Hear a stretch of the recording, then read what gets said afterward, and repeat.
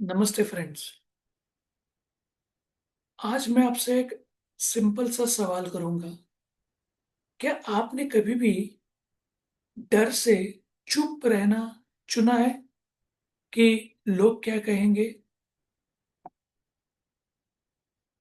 ये सबसे बड़ी चुनौती है, राइट? और अगर आपका आंसर अगर हाँ है, तो ये संदेश, ये शेयरिंग आपके लिए। 2012 में ब्रेनी ब्राउन, जो लेखिका आपको ये पिक्चर में पीछे दिखती है, उन्होंने ये अच्छी किताब लिखी है जिसका नाम है डेयरिंग ग्रेटली। अभी यहाँ पे डेयरिंग का मतलब क्या है और क्यों वो जरूरी है, ये उन्होंने भली भांति दो सिंपल पॉइंट से हमें एक्सप्लेन किया है। बेसिकली असुरक्षितता कमजोरी नहीं, साहस है। Vulnerability, right? हम हमेशा सोचते हैं कि ये हमारी कमजोरी है, लेकिन लेखिका यही कहती है कि ये साहस है। बचपन से हमें सिखाया जाता है कि मजबूत बनो, करेक्ट? लेकिन मजबूत बनने के ये दरमियान हम इमोशनलेस बन जाते हैं। हमारी भावना ही हम लोग छुपाने लगते हैं। हमें रोना स्टॉप करना पड़ता है, और स्पेशली बॉयज के लिए। मत रोना, मत हारो, अगर टीम है तो मत डर दिखाओ। ऐसे बहुत सारी चीजें हमें हमें बचपन से, शायद हमारे फैमिली में, शायद हमारे स्कूल में, शायद हमारी सोसाइटी में, या हमारे ऑफिस में भी सिखाई गई, डायरेक्टली और इनडायरेक्टली। लेकिन सच्चाई यही है कि डर के बावजूद भी आगे बढ़ना असली ताकत है। जब हम असुरक्षित से बचते हैं, तो हम सिर्फ दर्द से ही नहीं, खुशी और जुड़ाव से भी, यानी अपने कनेक्शन से भी दूर हो जाते हैं। यानी असली हैप्पीनेस है, या जो हमारे कनेक्शंस है, हमारे रिलेशनशिप है, उससे भी हम लोग दूर चले जाते हैं। तो हमें खोखले, असुरक्षितता या तो फिर वल्नरेबिलिटी के कारण अपने आप को रोकना नहीं चाहिए। ये पॉइंट यहाँ पे उन्होंने क्लियर लिखा है। दूसरा पॉइंट उन्होंने कहा है कि शर्म, बेसिकली एक दूसरा और एक चैलेंज होता है, आदमी के पास शर्म आती है। तो शर्म क्यों आती है? क्योंकि हमें लगता है कि हम काफी अच्छे नहीं है, और ये अंदर की आवाज ही हमें रोक देती है। कई की बार कोई कहता है कि मैं बहुत ही मोटा हूँ, या फिर बहुत पतला हूँ, शायद मेरा रंग थोड़ा गहरा है यानी काला है, या मेरी आवाज अच्छी नहीं है, या मैं दिखता अच्छा नहीं हूँ, या और बहुत सारे रीजन हो सकते हैं।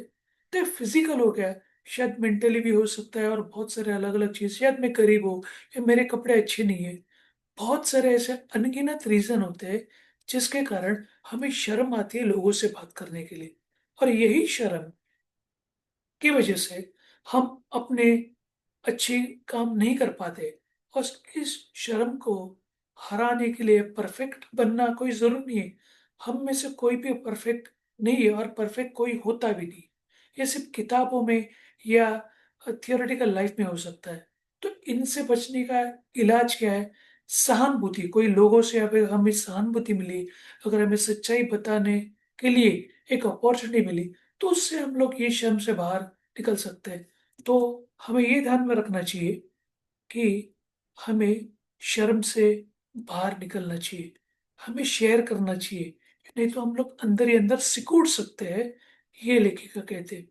और उन्होंने अच्छे महान लीडर्स का भी एग्जाम्पल दिया है, राइट? सो ऐसे वाले एग्जाम्पल में वो कहते हैं कि महान नेता वो नहीं है जो सब जानते हैं, जिनको सब कुछ आता है, जिनकी कोई गलती नहीं होती है, जो कभी ऐसा कहते नहीं कि मुझसे गलती हुई है, या मुझसे मुझे मदद चाहिए। तो ये, अगर कोई कहता है कि मुझसे गलती हो गई या मुझे मदद चाहिए, उसके अगेंस्ट अगर कोई कहता है कि मैं एकदम परफेक्ट हूँ, मुझे किसी की जरूरत नहीं, मुझे सब कुछ आता है, तो ऐसे वाले लोग कभी रियल लीडर बन ही नहीं सकते। क्योंकि कोई भी इंसान परफेक्ट नहीं होता है। परफेक्शनिज्म एक थॉट प्रोसेस है जो हमें रोकता है। तो जो सच्चे लीडर्स होते हैं, वो हमेशा अपनी खामियां लोगों के सामने दिखाते थे कि हाँ, भाई मुझे पता नहीं है, हाँ, मुझे ये मैंने ये मिस्टेक की है। तो ऐसी वाली जो चीज़ एक्सेप्ट करते हैं, वो अच्छे लीडरों के साथ में लोग जुड़ जाते हैं, और जिनके साथ उनकी टीम जुड़ जाती है, वही लोग अच्छे काम भी कर लेते हैं। क्योंकि हमें ये ध्यान में रखना चाहिए, परफेक्शनिस्ट कुछ उत्कृष्टता नहीं है, और यही हमारे डर की दीवार है। हम डर जाते हैं उसके बिना। तो साहस का मतलब मैदान में उतरना है, भले हार हो या जीत हो। तो ये 2 पॉइंट हमें ध्यान में रखना चाहिए। ये इस किताब में दिया है।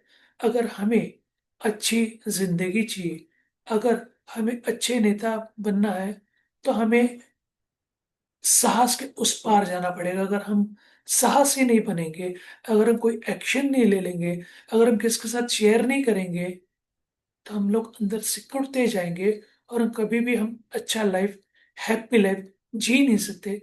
यही इस बुक की समरी है।